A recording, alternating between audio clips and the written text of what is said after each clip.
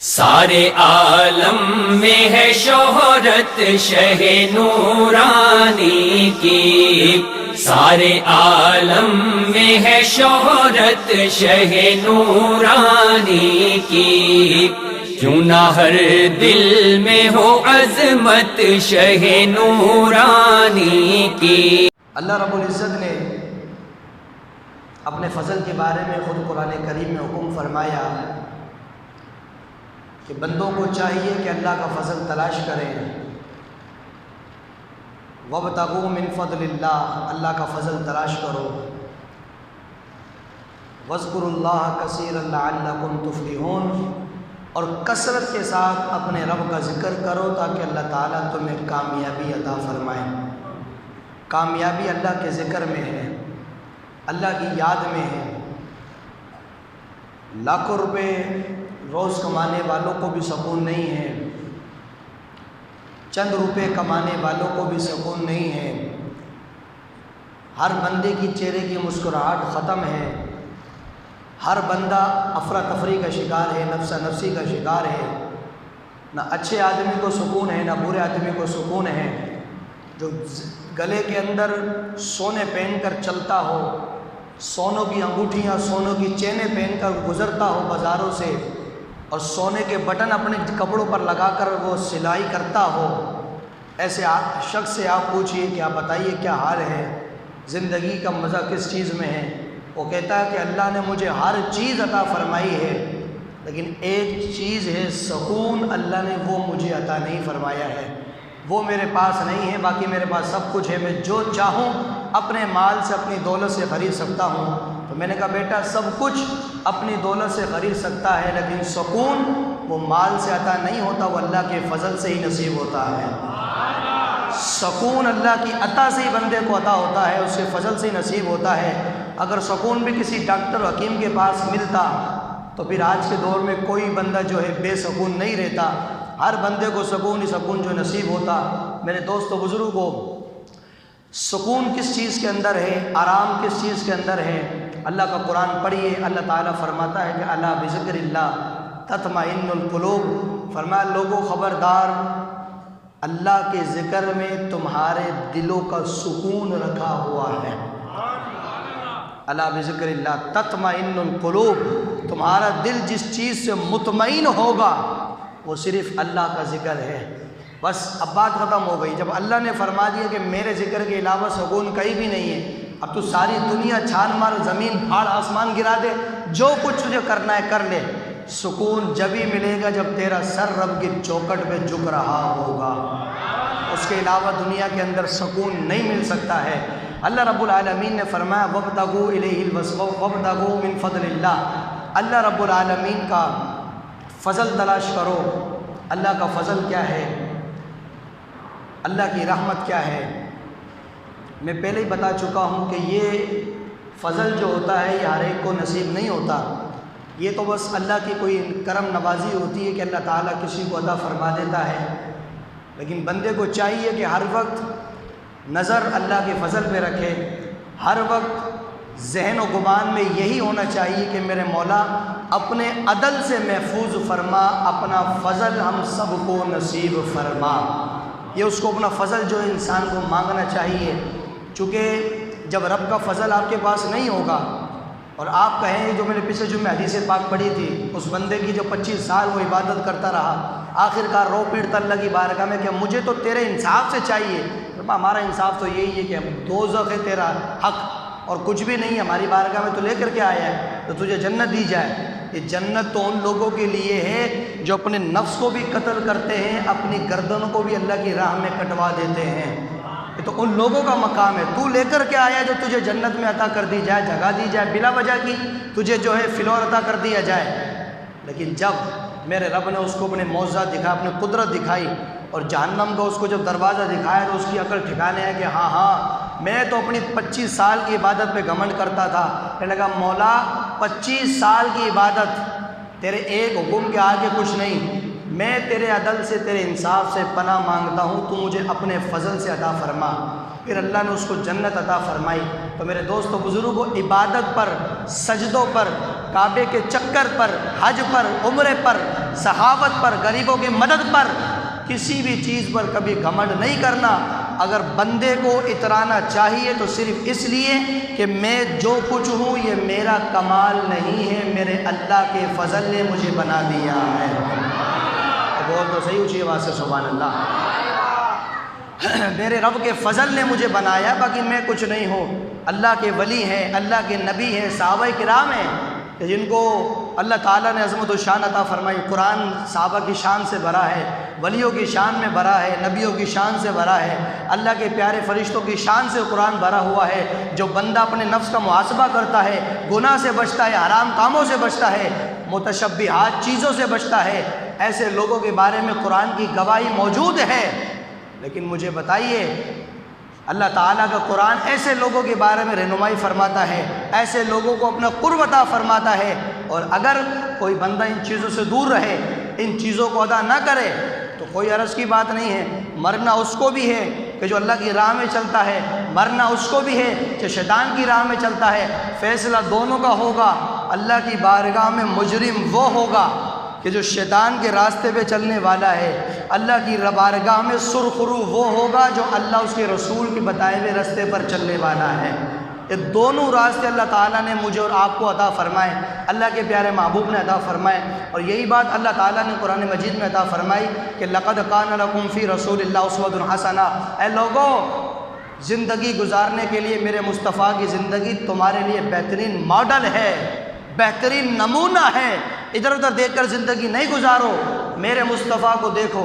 63 سال کی زندگی میں 11 شادیاں بھی کی، بچے بھی پیدا ہوئے، طلاق بھی ہوئے، کسی بیوی کے سرکار کی بیوی کا انتقال بھی ہوا، جہاد کے معاملات، جنگ کے معاملات، رشتہ داری کے معاملات، خاندان، کفار، کافروں کا آنا، غریبوں کی مدد کرنا، صحابہ کو پڑھانا، ادھر ادھر اپنی عبادت، تہجد، سارے معاملات۔ 63 سال کی زندگی کے اندر کیا کچھ میرے نبی نے نہیں کیا۔ آج تو لوگوں کو 80 سال، 100 سال کی عمر مل جاتی ہے، لوگ کہتے ہیں وقت نہیں ملا زندگی کے اندر۔ میں نے کہا 63 سال میرے نبی کو صرف عطا ہوئے ہیں، اور اتنا کچھ میرے نبی نے کیا کہ اللہ نے فرمایا کہ اگر زندگی گزارنی ہے تو اس مصطفیٰ کو دیکھو کہ جسے ہم نے صرف اور صرف 63 سال کی زندگی عطا فرمائی ہے۔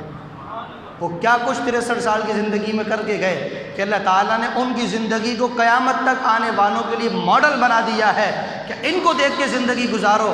اور ہر قدم پر اگر رسول اللہ کی زندگی تمہارے سامنے ہوگی، کبھی بھی جو ہے کسی موڑ پر مشکل اور کسی موڑ پر جو ہے ناکامی تمہارے سامنے نہیں آ سکتی ہے۔ رسول کی زندگی جب سامنے ہوگی، قدم اٹھاتے جاؤ، سرکار کی زندگی کو دیکھتے چلے جاؤ، ہر قدم پر اللہ تعالیٰ تمہیں کامیابی کا تحفہ عطا فرماتا رہے گا اگر سرکار کی زندگی ہوگی۔ آئیے میرے دوستو بزرگوں، اللہ کا فضل کیا ہے، اللہ کی رحمت کیا ہے۔ حضرت عمر رضی اللہ تعالیٰ عنہ، حدیث مبارکہ سماعت کیجئے۔ جب میرے عمر رضی اللہ تعالیٰ عنہ کا وصال ہوا، اور حضرت عمر کون ہیں آپ سب کو معلوم ہے، یہ وہ صحابی ہے کہ جو خود نہیں آیا ہے، میرے مصطفیٰ نے بلایا ہے۔ آوازیں اونچی کرو۔ یہ وہ صحابی ہے جسے مصطفیٰ نے بلایا اور دعا میں مانگا ہے کہ اللہ مجھے میرا عمر عطا فرما۔ حضرت عمر کو مانگا ہے۔ ہر صحابی مرید مصطفیٰ ہے، لیکن عمر مراد مصطفیٰ ہے۔ ہر صحابی میرے نبی کا مرید ہے، اور یہ میرے نبی کی مراد ہے۔ مرید وہ ہوتا ہے جو خود چل کر آتا ہے، مراد وہ ہوتا ہے کہ جسے دعاؤں میں مانگا جاتا ہے، جسے بلایا جاتا ہے۔ حضرت عمر، اور پھر میرے نبی نے فرمایا کہ میرا عمر تو وہ ہے کہ راستے سے گزر جائے تو اس کو دیکھ کے شیطان ہی تو راستہ پلٹ دیتا ہے۔ میں نے کہا تو پولیس والے کو دیکھ کے راستہ بدلتا ہے، میرے عمر کو تو شیطان راستہ بدل دیتا ہے۔ میرے عمر کو دیکھ کر شیطان راستے تبدیل کر دیتا ہے۔ رضی اللہ تعالیٰ عنہ، وہ میرے مصطفیٰ کا جانثار صحابی، وہ میرے نبی کا سوسر، وہ میرے نبی کی آنکھوں کا تارا، وہ میرے نبی کی مجلس کی رونق، حضرت عمر رضی اللہ تعالیٰ عنہ۔ آپ کا جب وصال ہوا، کسی صحابی نے حضرت عمر کو خواب میں دیکھا۔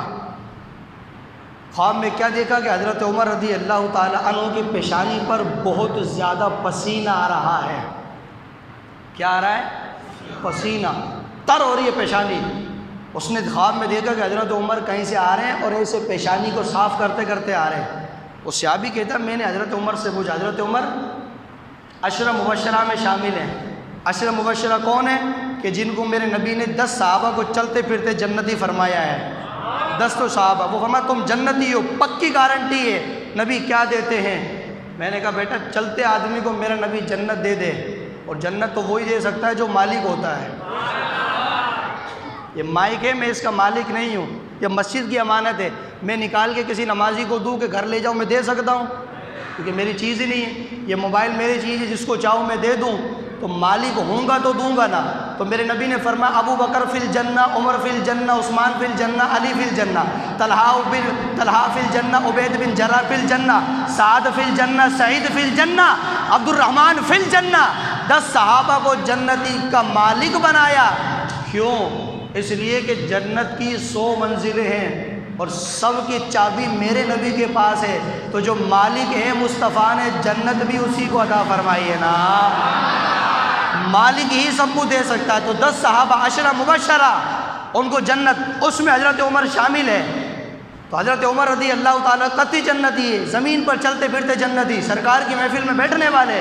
لیکن وہ صحابی کہتا میں نے خواب میں دیکھا کہ پسینہ آ رہے ہیں۔ حضرت عمر پسینے صاف کرتے کرتے آ رہے ہیں۔ میں نے پوچھا عمر یہ کیا حالت ہو رہی ہے؟ بال بکھرے ہوئے ہیں حضرت عمر کے، پسینہ ہے، پیشانی پر بل ہے۔ وہ صحابی کہتا خواب میں نے عمر سے پوچھا عمر یہ کیا حالت تو نے بنا رکھی، کہاں سے آ رہے ہو؟ حضرت عمر رضی اللہ تعالیٰ عنہ نے فرمایا بس کیا بتاؤں، ابھی ابھی اللہ کی بارگاہ سے حساب سے فارغ ہو کر آ رہا ہوں، ابھی ابھی حساب سے فارغ ہو کر آیا ہوں۔ میں تمہیں کیا بتاؤں کہ میں کہاں سے آ رہا ہوں، ابھی ابھی اس نے چھوڑا ہے، میں اس کو حساب دے کر آیا۔ حضرت عمر رضی اللہ تعالیٰ، یار آپ اندازہ لگاؤ کہ جن کو میرے نبی نے جنت کی مہر جن کو عطا فرمائی، میرے تمہارے پلے ہے کیا جو ہم اتنا یقین رکھ کے دنیا میں جیتے ہیں؟ ہمارے پلے میں ہے کیا جو ہم اتنا یقین رکھ کے جنت کے ٹھیکیدار بنے رہتے ہیں، اور جاہل نکھٹو قسم کے نعت خانوں کی باتوں میں آ کر جنت کو جہنم کی توقیر کرتے ہیں، اور جنت کی جو بیٹھ کے اسٹیجوں پہ معاذ اللہ بدماشی کرتے ہیں، اے جنت مجھے ہاتھ لگا کے دیکھ میں سرکار کا امتی ہوں۔ میں نے کہا شرم آنی چاہیے، چہرے پہ تیرے داڑھی نہیں ہے، تو جہنم کی توقیر کر رہا ہے۔ اور میرے مصطفیٰ زندگی بھر جس جہنم سے پناہ مانگتے رہے ہیں، آج کے نعت خواہ کہتے ہیں ہمیں وہ جہنم تو ہاتھ تو لگا کے دیکھ، اور بیٹھنے والے واہ واہ واہ واہ سبحان اللہ، کیا بات ہے، کیا تو نے شعر پڑھا، لاؤ نکال کے اس کو 10 کا نوٹ دو۔ میرے دوستو بزرگوں، میرے مصطفیٰ تو ساری زندگی پناہ مانگتے، اللہم اجرنی من النار، اے اللہ مجھ مصطفیٰ کو جہنم سے پناہ دے، اور ہمارے لوگ کہتے ہیں مجھے جہنم تو ہاتھ تو لگا کے دیکھ۔ افسوس کی کتنی بات ہے، تیسری مخلوق کوئی بیٹھی محفل کے اندر وہ کہتا دیکھو یہ ہیں لوگ کہ نماز نہیں پڑھتے، چہروں پہ داڑھی علی، رسول اللہ کے دین کی بات نہیں کرتے، اور رسول اللہ کی عزت پر کوئی حملہ ہو جائے تو احتجاج میں نہیں جاتے، اور اسٹیج پر بیٹھ کر کتنی بڑی باتیں کرتے ہیں، میں گوشت کا مرید ہوں مجھے ہاتھ تو لگا کے دے۔ میں نے کہا تجھے بھی دیکھ لوں گا قیامت کے دن، پھر گوشت پاک بھی دیکھا جائے گا وہ کیا کر رہے ہوں گے وہاں پر۔ کس قدر لوگوں نے اسٹیج کے اوپر بیٹھ کے تماشا بنا رکھا ہے، اور کوئی مولوی صاحب کہے نا مولوی صاحب تو ہمارا مخالف ہو گیا، لیکن سنو یہ ہماری ڈیوٹی ہے، جو رسول اللہ کے اسٹیج پر بیٹھ کر غلط بات کرے گا اس کی گدی پکڑ کر اس کو اسٹیج سے نیچے اتار دیا جائے گا۔ بول تو تجھے نہیں بھگا رہا، تو بولنا سبحان اللہ زور سے۔ تو غلط بات کرے گا رسول اللہ کے اسٹیج پر، اب بات کریں اسٹیج پر بیٹھے، رسول اللہ کی محفل ہو رہی ہے، اب نعت پڑھیں، حضرت حسان بن ثابت کا کلام پڑھیں، میرے علی شاہ صاحب کا کلام پڑھیں، بابا فرید کا کلام پڑھیں، اعلیٰ حضرت کا کلام پڑھیں، یہ تو تمہیں آتے نہیں ہیں۔ کلام وہ ہے جو میرے امام کہتے ہیں کہ چمکے تجھ سے باتیں، یہ ہوتے کلام۔ کلام وہ پڑھنا میرے علی کا کہ سبحان اللہ ما اجمل کا، سبحان اللہ ما حسن کا، کتے میرے علی کتے تیری شنا، گستاخ اخی کتے جاڑیا، میرے امام کا کلام پڑھ۔ سب سے اولا و اعلیٰ ہمارا نبی، سب سے بالا و اعلیٰ ہمارا نبی۔ اللہ والوں کے تیرے کو کلام آتے نہیں ہیں، اٹھائی پٹکی والے کلام پڑھتے ہو، اور ان سے زیادہ میں ان لوگوں کے سامنے ہاتھ جوڑتا ہوں جو ایسے نعت خانوں کو بلاتے ہیں، پھر وہ گڑبڑی کر کے اسٹیج پہ چلے جاتے ہیں، لوگ پرچی لکھ کے دیتے امام صاحب تقریر کے آخری میں یہ بتا دینا اس نعت خاں نے یہ بولا اس کے بارے میں آپ کیا کہو گے۔ میں نے کہا مولوی صاحب کے سر میں جو چل رہی ہے، بلایا تو نے جواب مولوی صاحب دے گا۔ کیوں بھائی ہم نے کیا ٹھیکہ اٹھایا تیرا کہ وہ غلط کام اسٹیج پہ کرے؟ ایک نقیب نقابت کرنے والا الٹے سے شعر پڑھتا رہے اور جواب بیان کرنے والا دے، کیوں ہم کیوں اپنا کسی کو دشمن بنائیں؟ آپ ایسے لوگوں کو کیوں بلاتے ہو اسٹیج کے اوپر؟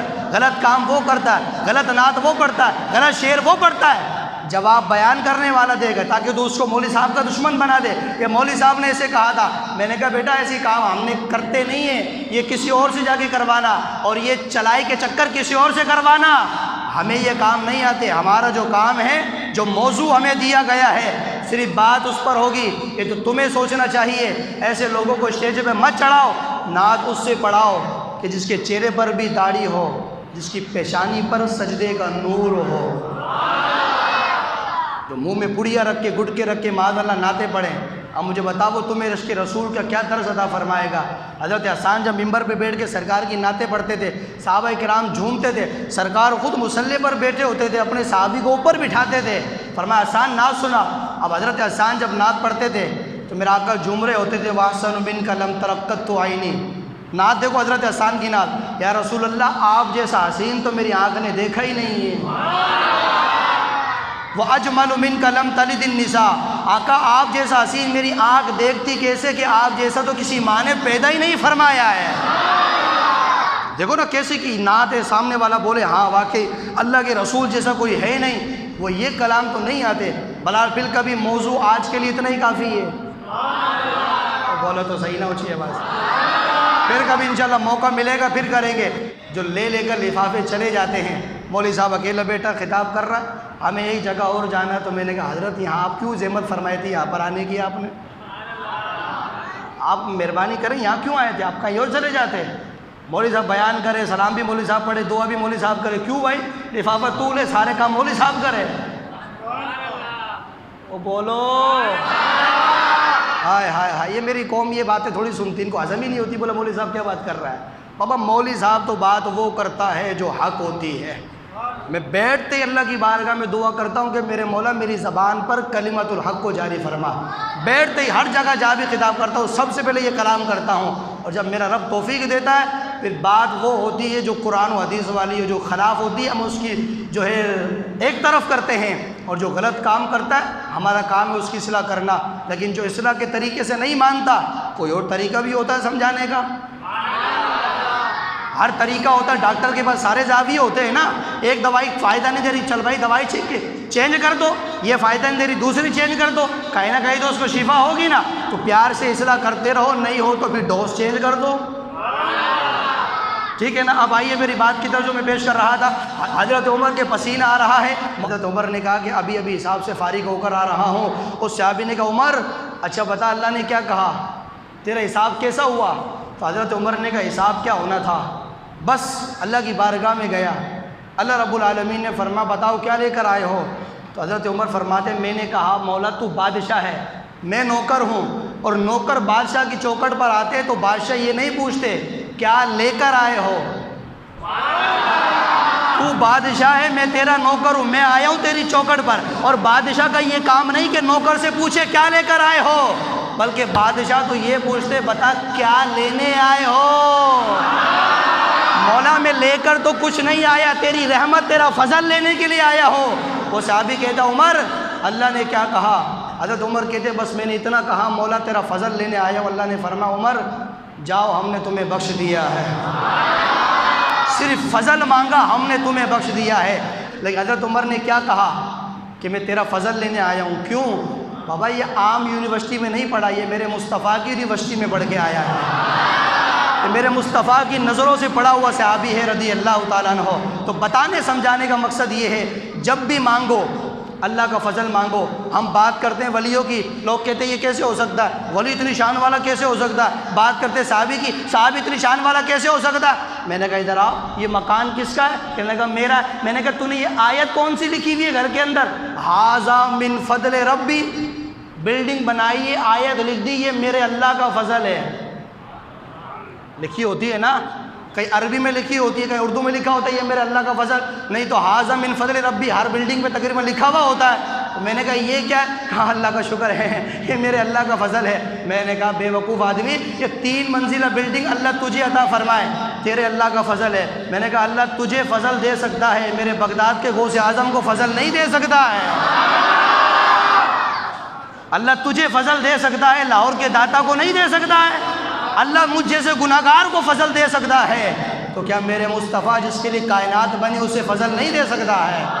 اللہ اکبر میرے دوستو بزرگوں، لہٰذا جب بھی اللہ سے سوال کیا جائے، اللہ کے فضل کا سوال کیا جائے، اللہ کے عدل سے بچا جائے، اللہ رب العالمین کی پناہ سے بچا جائے۔ میرے دوستو بزرگوں، 2 دن بعد حضرت امیر معاویہ رضی اللہ تعالی عنہ کا وصال مبارک ہے، اور میں پہلے بھی محرم کے مہینے میں حضرت امیر معاویہ کی شان تفصیل سے بیان کر چکا ہوں۔ یوٹیوب پر، فیس بک چینل پر میرے وہ اور فیس بک پیج پر میرے وہ بیان مکمل موجود ہے۔ حضرت امام حسن کی خلافت، حضرت امیر معاویہ، ساری چیزیں میں وہاں بیان کر چکا ہوں، لیکن بتانے کا مقصد یہ ہے، اور مجھے اس بات پہ بھی یقین ہے کہ جتنے بھی لوگ بیٹھے ہیں، یہ کوئی بھی امیر معاویہ رضی اللہ تعالیٰ عنہ کی شان میں لعن طعن کرنے والا نہیں بیٹھا۔ جتنے بھی بیٹھے امیر معاویہ کو صحابی سمجھنے والے بیٹھے ہوئے ہیں۔ کیا موقف ہے آپ سب کا امیر معاویہ کے بارے میں؟ ہر صحابی نبی، ہر صحابی نبی، ہر صحابی نبی، چاہے وہ حضرت ابو سفیان ہو، چاہے حضرت امیر معاویہ ہو، جس نے بھی ایمان کی حالت میں میرے آقا کا چہرہ دیکھا وہ ہمارے سر کا تاج ہے۔ باقی وہ جنگیں ہوئی، لڑائی ہوئی، جھگڑا ہوا، جو کچھ وہ صحابہ کا معاملہ ہے، ہمیں اس چیز میں پڑھنے کی اجازت ہے۔ ہمیں صرف اتنا ہے کہ ہر صحابی نبی جنتی جنتی۔ اللہ تعالی ہم سب کو عمل کی توفیق عطا فرمائے، صحابہ کرام کا ادب و احترام کی توفیق عطا فرمائے۔ وما علینا الا البلاغ المبین۔ ویڈیو دیکھنے کا شکریہ۔ اگر آپ چینل پر نئے ہیں تو سبسکرائب کر لیں، اور ساتھ ہی ساتھ بیل آئیکن پر بھی کلک کر دیں تاکہ یوٹیوب ہماری ہر ویڈیو کا نوٹیفیکیشن سب سے پہلے آپ کو بھیج دے۔ جزاک اللہ۔